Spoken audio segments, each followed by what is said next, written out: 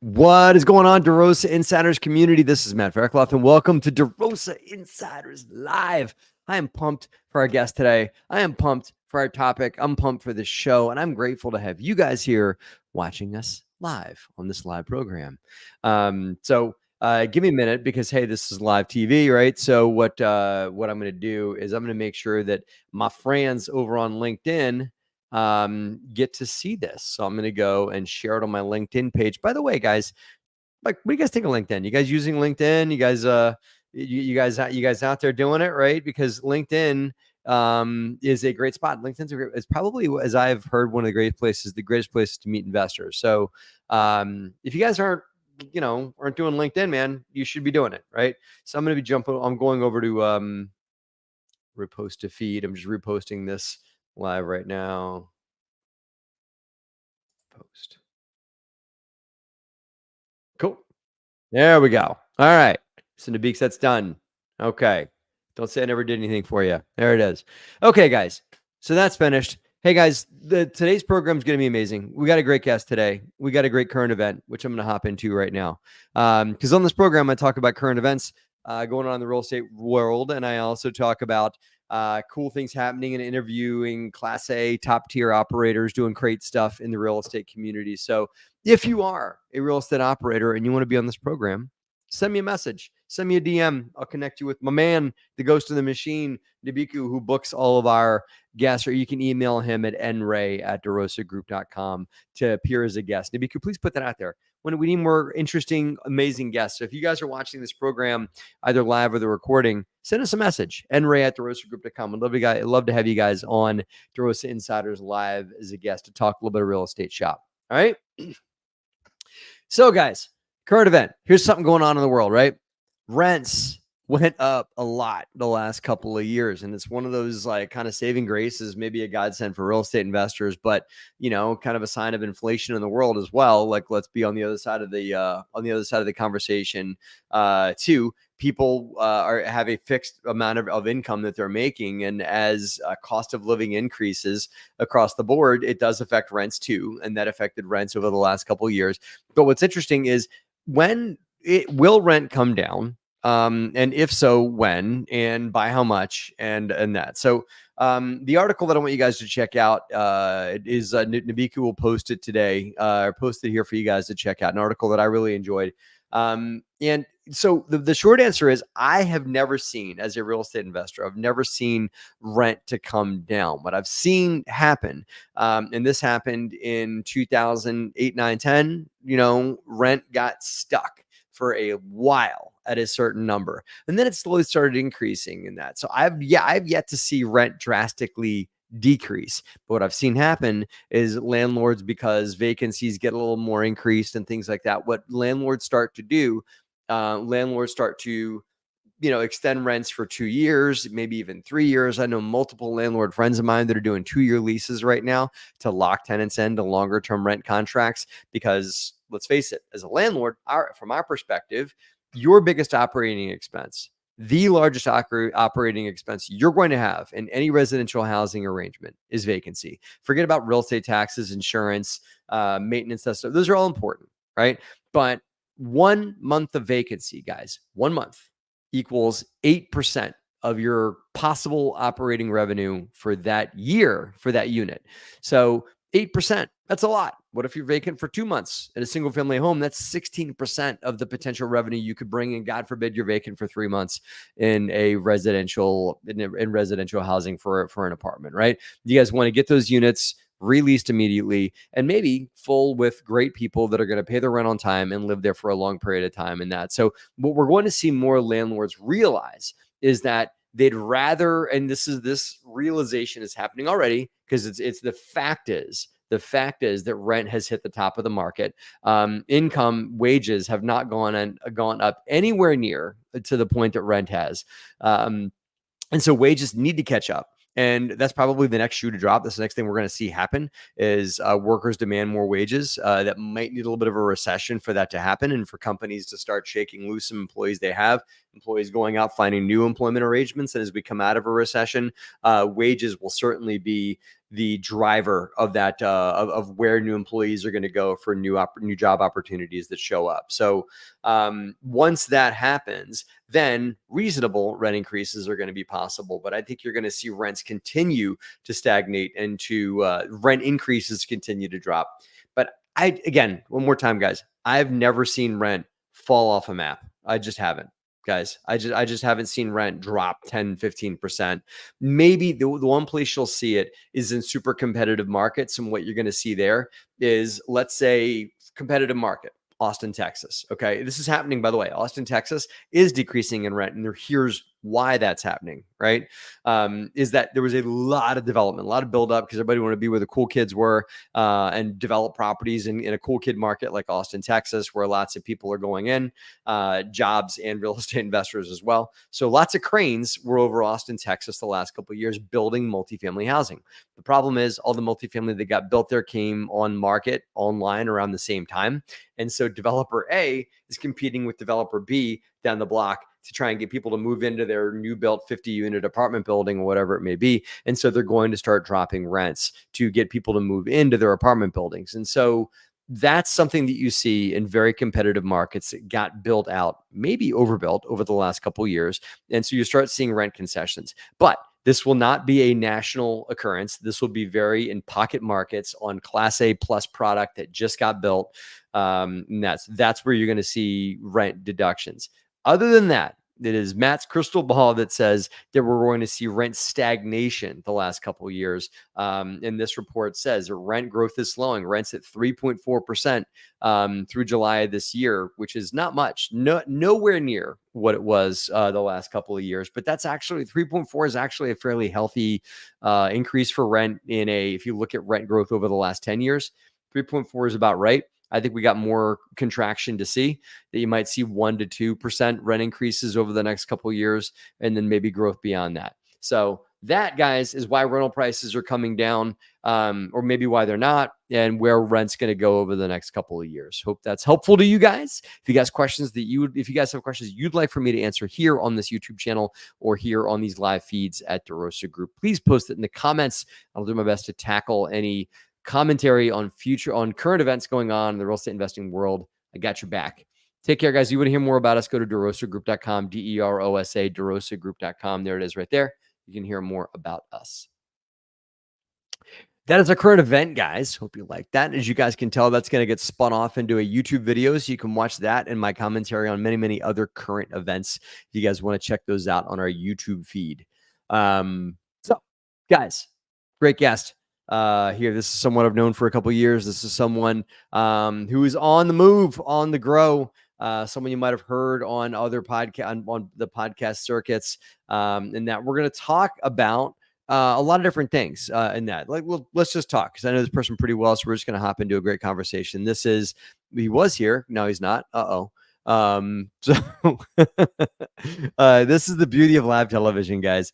Our guest just dropped. Maybe he's on his way back into BQ. But while we're waiting on that, I'll just touch on a few other things. We'll plug a few things, guys. If you want to hear more about how DeRosa can help you build your real estate investing business, go to DeRosaGroup.com. Right, there's an education link up top. We just finished raise on a brand new new renovation property. We're doing more renovations these days in the world. So if you guys want to hear more about how to raise capital on renovated apartment building deals, new construction apartment building deals, that's something that we're doing a bit more of. Maybe check our education feed or look at our YouTube video stack on that as well. That's something that we're working on too. So Nabik, just pop me a comment real quick. If Scott's having significant tech issues, we might just have to okay.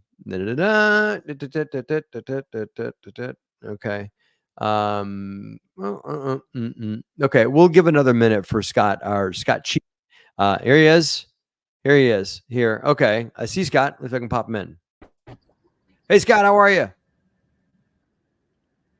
Hey, good, man. How's it going? I'm doing well, man. Good to see you today.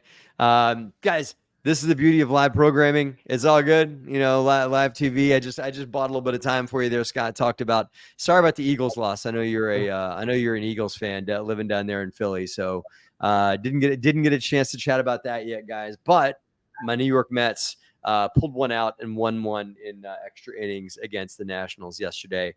Closed the gap one more against the Braves for the wild card seat. Just so you know, in case you're watching. You're in the wrong part of the country, part of the Here's state. the thing. You're right. I am. You're right. I am. I'm in the wrong state, wrong part of the country, but I'm married a Mets fan, and so because a happy wife, happy life, Scott. I root for the Mets because it makes my wife and my son very happy. So that makes me a Mets fan and kind of don't care what happens in pro football. So my son is a Kansas City Chiefs fan, believe it or not. What's that? I respect the loyalty. The source of fandom. Yeah, my son's a Kansas City Chiefs fan because of the Super Bowl a couple of years ago. He just didn't want to root for the Eagles, so he became a Kansas City Chiefs fan. So now he's got a jersey. Before that Super Bowl, with KC and Philly, my son had the KC logo shaved in the side of his head, and went to a New Hope, Pennsylvania school with the KC logo shaved in the side of his head before the game. So I was like, son, so that's ballsy, buddy. What if they lose? Well, it is. It is. We got to hang out. I need to.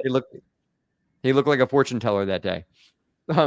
So good to have you on DeRosa Insiders Live, man. I want to unpack a few different things here. So why don't we just jump in? You have a thriving business as selling medical sales, right? You're a medical sales rep selling medical equipment to docs and surgeons all across the country, and that kind of thing. But you're also a thriving real estate investor, right?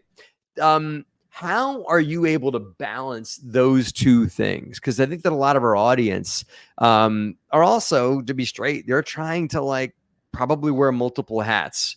Everybody's got a couple of hats on their hat rack these days, right? So what are some tips and just what's it like? Maybe let's start here. What are the pluses and minuses in having that, thing that generates maybe more regular income, and then your real estate investing thing as well? So what's it like? Yeah. So, it's always been kind of, started out, it's always been more of a struggle, or it started out as more of a struggle, but I've learned to kind of integrate the two. And I think that's been the key from the beginning is, where focus goes, energy flows. So I try to time block and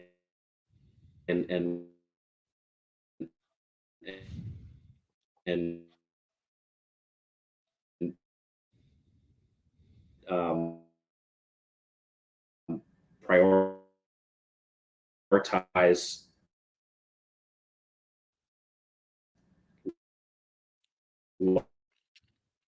Guys, if you can hear, we're having some internet. We're having a little bit of tech difficulties with you, Scott. You're still lagging a bit, but I'll try and keep going with you here. So you're saying you prioritize. Do you have are there do you like a real is like Tuesday real estate investing day, and then Wednesday is other? Do you kind of compartmentalize your days that way?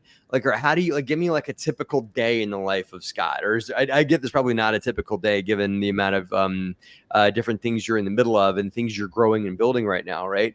But what does a typical day segmentation look like for you? Yeah, sorry about that. I've thought about segmenting it that way. It doesn't work that way. As you know, things come up and some are more urgent than others, and you have to dive in and address that particular thing.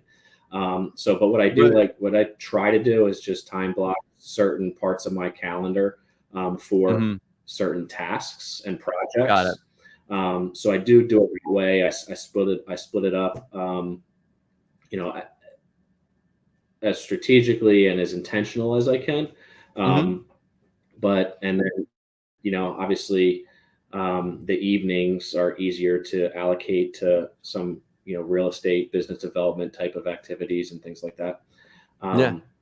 and networking and so forth. But the way that the shift, there was a shift at which point it became easier to navigate the two. And one was a mindset, and two was just an actual, I guess they were kind of both of a perspective. But the one was starting to view my sales job and my earned income as investor number one in my business, and Mm. applying that mindset to going out and, um, giving that job everything I can while I'm working on it, with the intent of earning more so that I can invest more. Um, So can you like tell me and, more? You said and it's investor number one in your business. So is it like you're investing in that sales job so that it can produce time for you as the deliverable, right? So it gives you dollars, but also those dollars buy you time, right? Is that the result that it gives you? And we can unpack, like, there's a lot of other stuff that I know that sales job gets you, but is that, when you say it's your best customer, is that the deliverable we're talking about? For sure, yeah. But Okay. also the other half of that, which plays into it, is the integration of two. Instead of trying to run my sales job and then run my real estate business, I was like, how can I integrate the two? And the way that I've been able to do that is what I do in real estate can also benefit pretty much everyone I speak to, Mm. you know, in my day-to-day sales job. I'm speaking with doctors on a regular basis. I'm speaking with colleagues that are also salespeople that are, they have their earned income that they want to invest as well. Oftentimes, the top producers are top earners, and they have some capital to invest. So when I kind of shifted my mindset to that, and how Mm. can I integrate real estate conversations into my sales conversations, and just shows that you're doing something other than just trying to sell somebody something, or Yeah. it's fun to talk shop with colleagues outside of work related things. Of course. So those are some ways that I've been able to integrate everything. But by doing that, it all kind of blends together a little more, and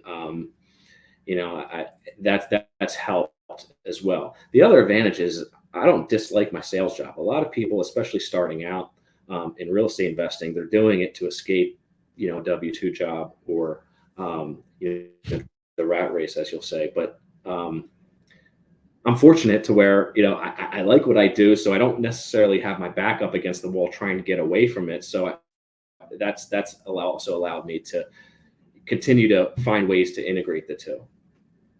I got to tell you, Scott, that you hit it spot on. And I've had people come to me through all the different circles and stuff. Be like, I want to get in real estate investing. I'm like, great. Okay. Why? Because I hate my job. Right? I'm like, listen, I'll tell you this right now.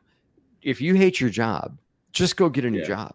That's it. I mean, there's plenty of companies out there hiring right now, right? yeah, There is a for sure. fulfilling job for all of us out there, and that. But real estate investing should never, ever, ever be the solution for someone that's simply looking for a new career away from a job that they hate. And that. What I like about I like a lot of things about what you just said, and want to underscore a huge thing for all of our listeners here, in that, like, what if, again, if you've got a job that you don't like, what if instead of like trying to quit your job so you can invest in real estate full time, what if you did what Scott's done and find yourself a job that, as I understand it, Scott, and I've talked to you at length, you don't, it's not like what you do in your sales position. It's not even a job. It's like you're like a sales rep, and you kind of own your calendar. You're not responsible Monday through Friday, 9 to 5. I get it. If a client calls you, that's money on the line. You got to take that call. I understand. Those are dollars, right?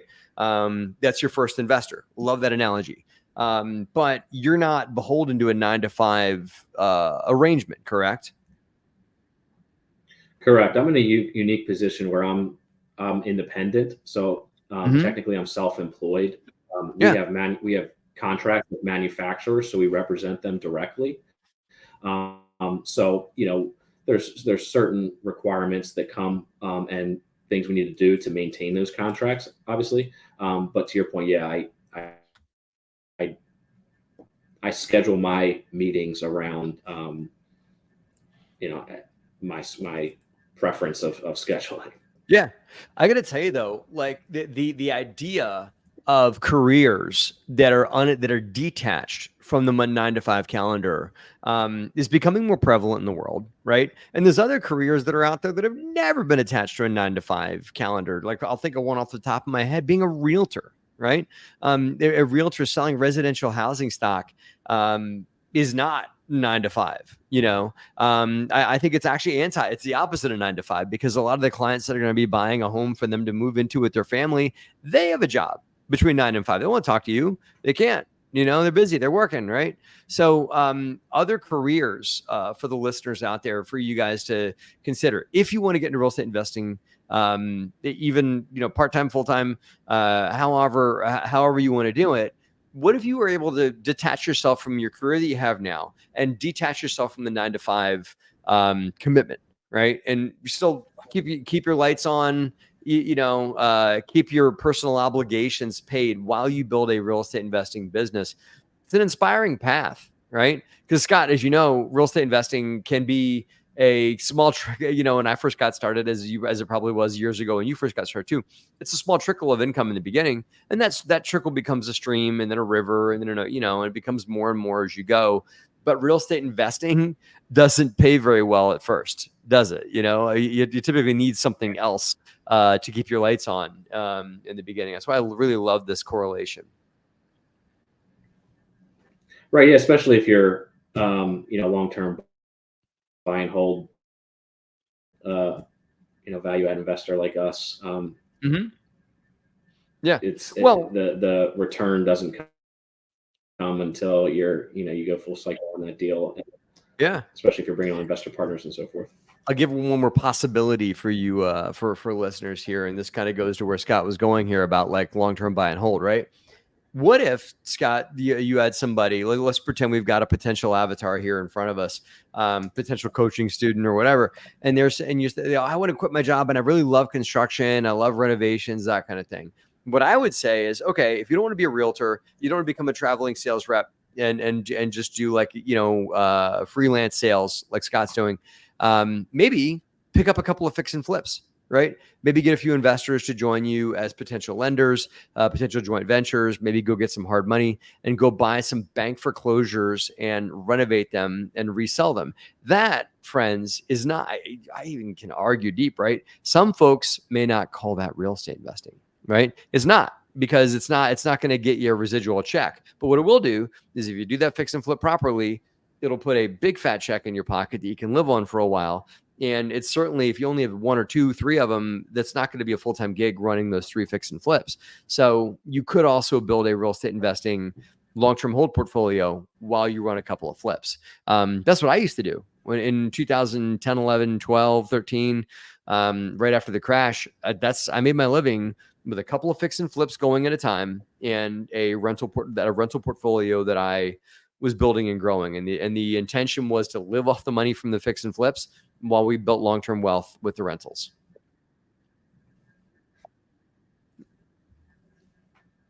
So let's transition. There's another side of what you do that makes it beautiful for real estate investing, and that the clients you're in front of, and this listeners, you guys want to consider that too, that if you're going to put yourself into a freelance space, well, you want to be around people that maybe might have an interest or a conversation in real estate investing. Like a realtor might be able to, land an investor from a real estate sale, or might be able to pick up a fix and flip or whatever. If they're a realtor, they can wear a couple of different hats. For you, let's unpack a little bit about how you're able to tie in your daytime opportunity with your sales job into your real estate investing. How does that work out for you?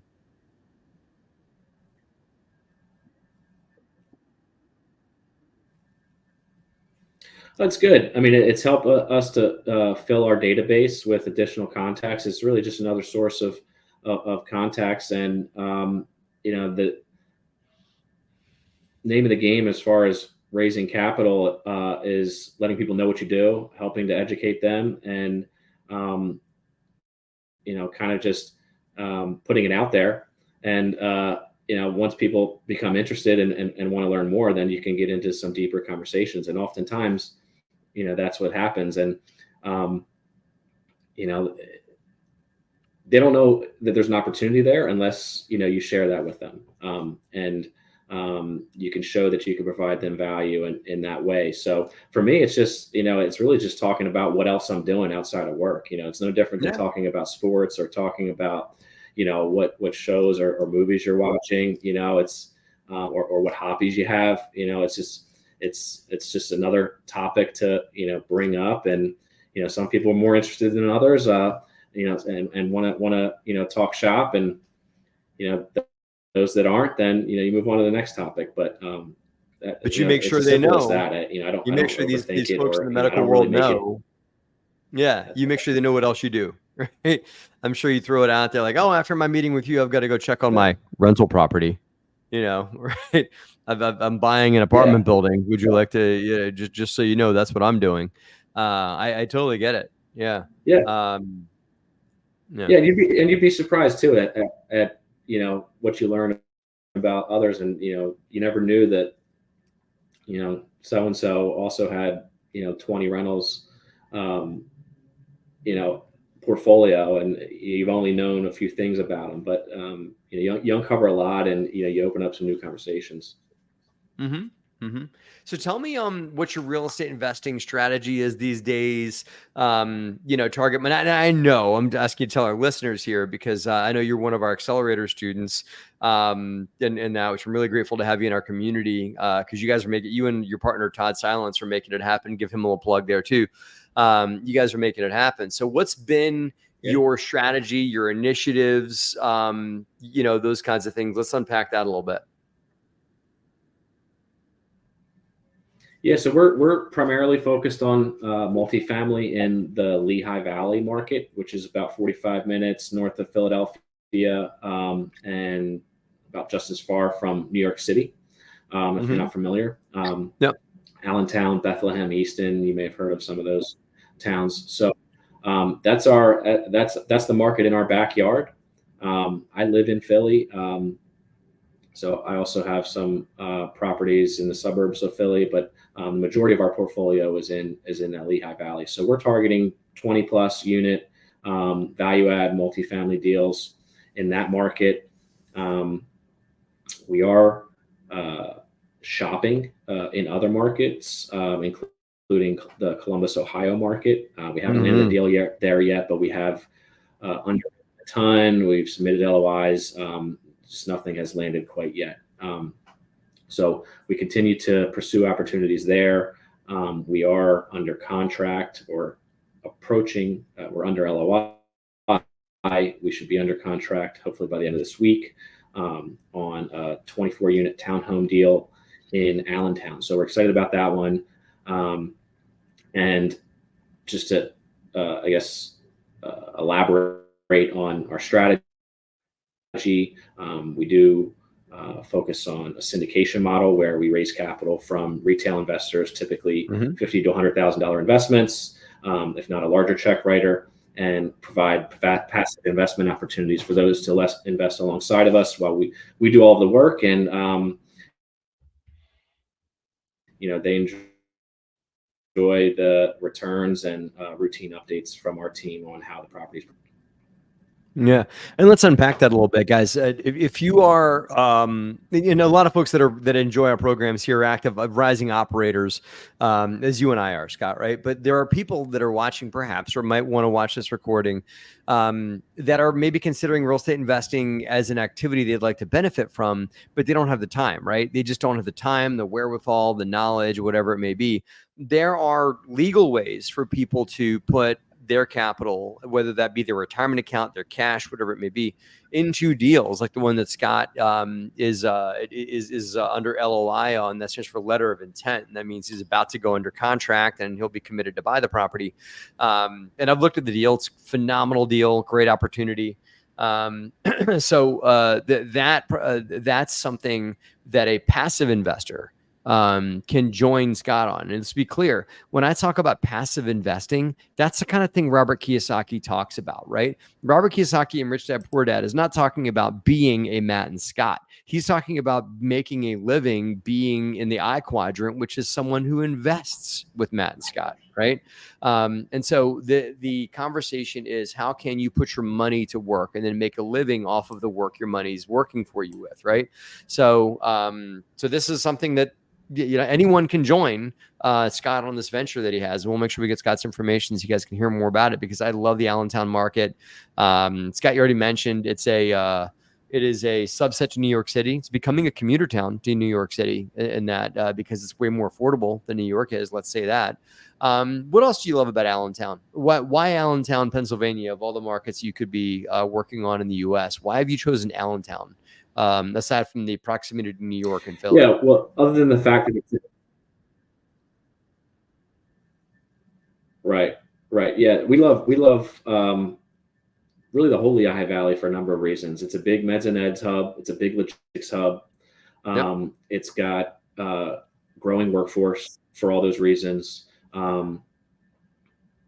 There's one stat that I like. I think you can get to 50% of the U.S. within an 8-hour drive of the Lehigh Valley. So that's one of the reasons that makes it a big location for a lot of warehousing recently. So there's been a lot of warehousing development creating jobs due to the fact that it's such a logistics hub for the Northeast.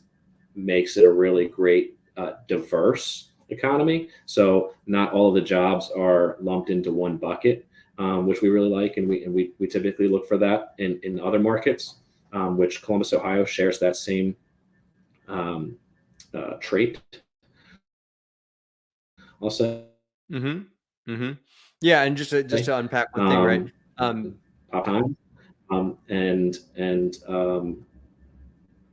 affordability is still there, as you mentioned. So just say it back. I'll say it back to you. 50% of the U. And I don't want all you guys writing comments or whatever. He didn't say 50% of the U.S. geographically. He said 50% of the U.S. population is within an 8-hour drive of Allentown, right? And that is brilliant, guys. Think about that for a second. Not everybody lives out in Wyoming. Now, a lot of people live in California, but that's way far apart. What if you were able to pick a city that was driving distance to a large part of the U.S. population, which a lot of which is in the Northeast, and a lot of this is becoming just south of that D.C. corridor as well, down 95, right? And so it's really interesting that you got a market that, go north, a lot of the U.S. population's there. New York City, Boston, all of New England. Those are heavily densely populated areas. And then head south, the growing cities like Charlotte, D.C., Raleigh, Richmond, all those markets that are blowing up right now are all just down the street, proverbially, from Allentown, Pennsylvania. I also like the affordability that you highlighted there too.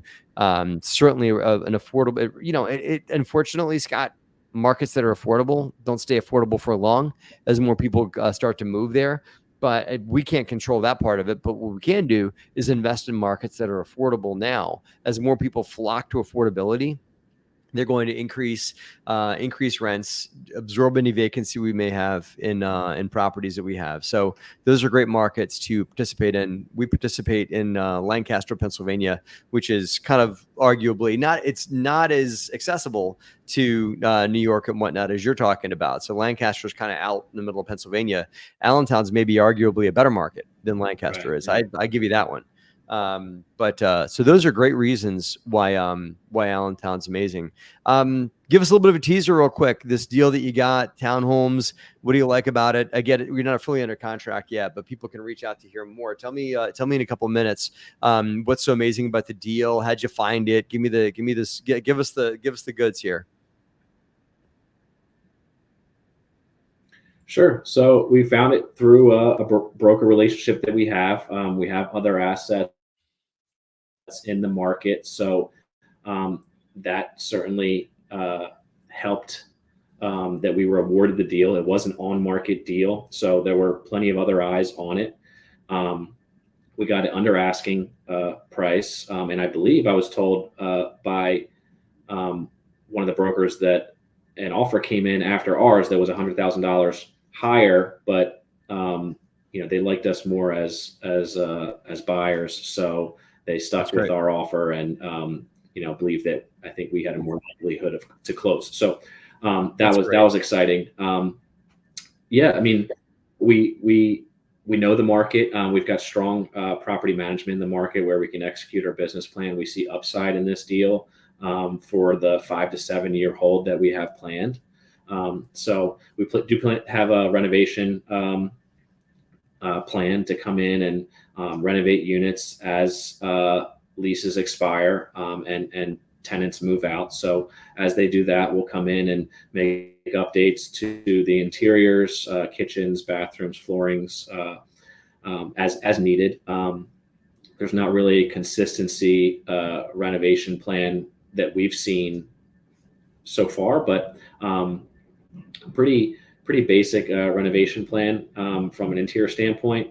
And then exterior, we might need to replace some roofs, which we budgeted for, but those are normal CapEx expenses that we account for ahead of time. And we like the location. It's right next to a public park, which we hope to work with the city with to improve access to and kind of beautify the property along that section of the property, and then spruce up the landscaping and the block as a whole. So the property actually does take up an entire city block, and it butts up to this park, which is really nice. It's a dead end street that shares alleyway access basically to this park. So yeah, we're excited about coming in and improving the interiors and exteriors of the property, and hope that the tenants see that value as well. But there's a lot of upside, especially as far as the market goes in rents. These are townhomes with garages as well, so we like that. That usually warrants a premium in rent. We're also considering adding some amenities like laundry. Currently, they have hookup for laundry, but it's not supplied by the owner currently. So those are some areas that we can capitalize on and provide value and warrant an increase in rent as well. Where we've had luck there, Scott, is we've had luck renting the machines to the tenants. Meaning like we'll go get them from, for example, Rent-A-Center, right? And we'll negotiate a below market price from Rent-A-Center for those stackable washer dryers. And then we charge the tenant for the machines once they're in, so the tenant gets the value, but I don't have to be in the washer dryer machine repair business. So if that washer dryer breaks, the tenant, they're going to call you and your property manager anyway, and then the property manager is going to turn around and call Rent-A-Center. I know there's better companies than Rent-A-Center out there, but they're going to turn around and call them and say, "Hey, your machine is broken," versus your property manager have to call in companies like Appliance Doctor or something like that. Which, believe it or not, man, appliance repair is big money. It's like $85 an hour. These appliance repair companies get. So we had a property in Lancaster that we ended up doing that in because we found that like 40% of our maintenance repair bills were because of washer dryer disrepair and the tenants not using the machines properly, or just the machines, because when we bought the building, it came with a bunch of machines, and then they weren't new. So we ended up what we ended up doing, Scott, we ended up selling the machines to the tenants and so that it became their machines, and then when they moved out, they take the machines with them, or we buy them back from them when they left, right? So so I want to highlight one more thing. The townhome model I love because tenants in a townhome tend to forget that it doesn't feel like apartment living, right? It's not like they're in a garden low rise, which is very clear apartment living. You hear every word your neighbors say, that kind of thing. Townhomes, if they're built properly, can feel like residential house, like a home, right? You can raise a family in a townhome, and I'm sure you got families in there, and families statistically stay in their unit for longer than single individuals do, or that kind of thing. So, correct. Yeah. And I love you got a park across the street. Yeah, we do expect that there to be less turnover. Yeah, good. Finish.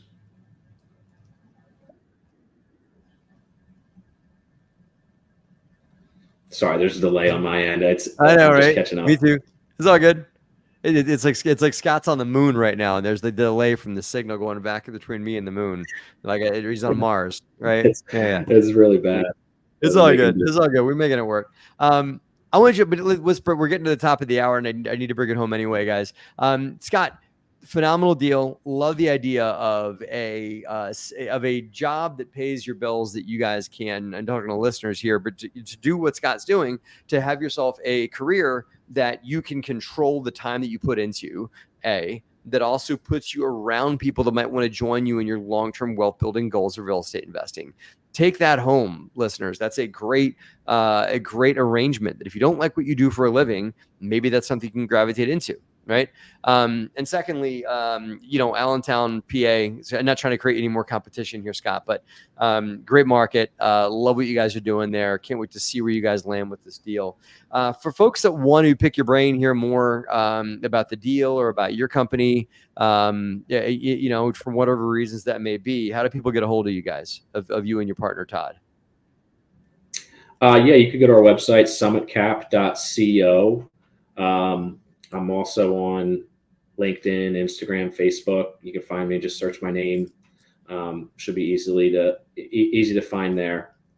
Mm-hmm. Could you please, just for a minute, and we'll use this recording otherwise here, since we got you. I may, and what I'm going to do, I'm going to do a little bit of behind the scenes shop here, guys, for my man, Nabiku. Nabiku, what I'm going to do is I'm going to get Scott to give a brief, like, hey, what I love about the accelerator program. Scott, I'm going to jump off. Now, I'm not going to leave, but I'm going to just take myself off the main feed and I'll come back in. Could you please just tell the audience listening, why you enjoy the DeRosa Accelerator program and why you recommend it and we may just peel that off and use it in that, but let me drop and then just give us a quick what you love about Accelerator. Okay, I'll remove myself and I'll be right back when you're done. Sure. What I love about the Accelerator program with the DeRosa Group. So they've got a great platform through school with tons of educational content, videos,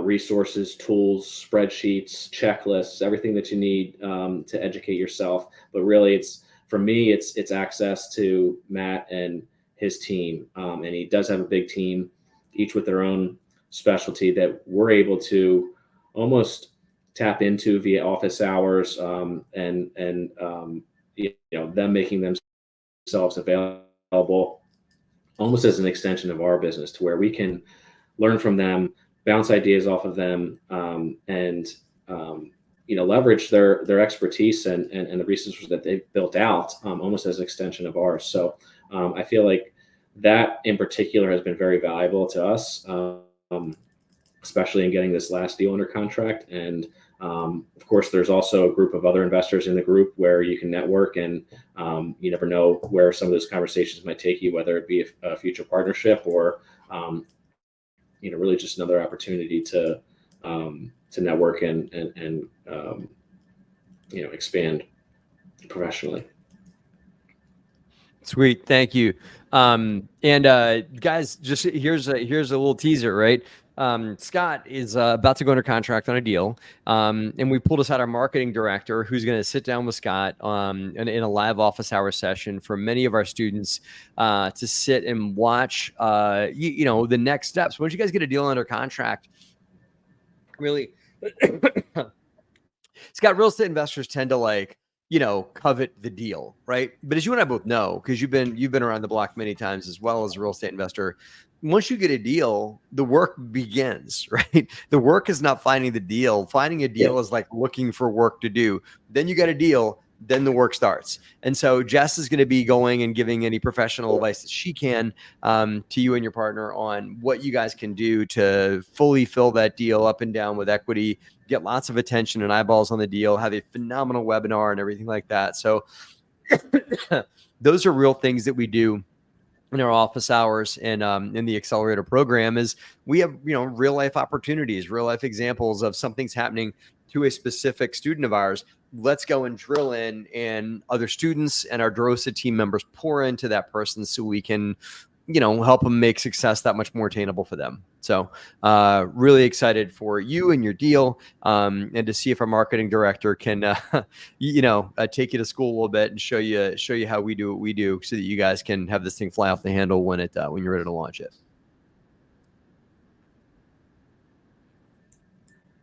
Yeah, excited. We're running active capital raise and DD, so it'll be like drinking from the fire hose for the next 60 days. But looking forward to it, and looking forward to getting the deal across the finish line.